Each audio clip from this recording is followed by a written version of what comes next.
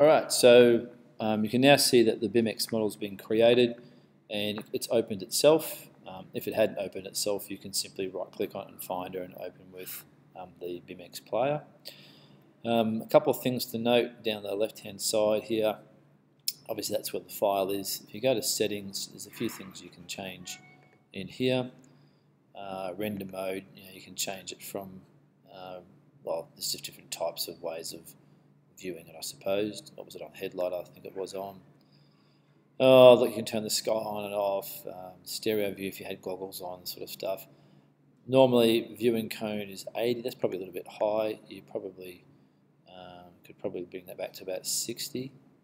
I'm sort of dragging that in and out. 60 is more realistic. Speeds, mouse sensitivity, I'll leave that all as is. And we can see here that the sun's altitude and so on has been disabled. Shadows are off. We'll turn them on and see what happens. Probably gives a bit more realism if we turn those on. Camera height's at 1.6, which is fair enough. That's probably a little bit low. And the radius of 0.25. Layers, you can see here you can turn layers on and off. These things will be disappearing from the model as you turn them on and off, just like you would normally turn layers off in ArchiCAD. Gallery, not too sure what that is actually, so we'll skip that one. And controls, normal controls here, WSAD for movement, escape to get out of this menu and into the model itself. C for crouch, spacebar for jump, lift is Y, H is lower, and it automatically goes into fly mode.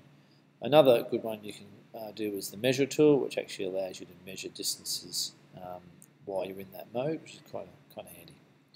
Alright, so I'm just going to press escape to jump out of that, and now by moving my mouse around I can obviously change the direction of viewing. Arrow keys, or WASD key I should say, is then movement. If I hold down the shift key it makes it go faster.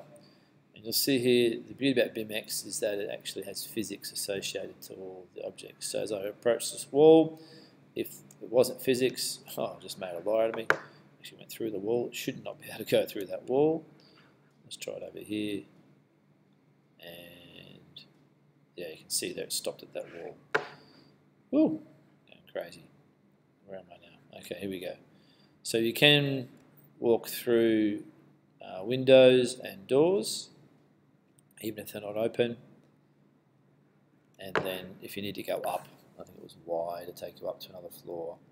But once you've gone out of the normal mode, to get back in you need to go escape and then back to file and back to escape again, and that normally takes you back to your normal viewing mode.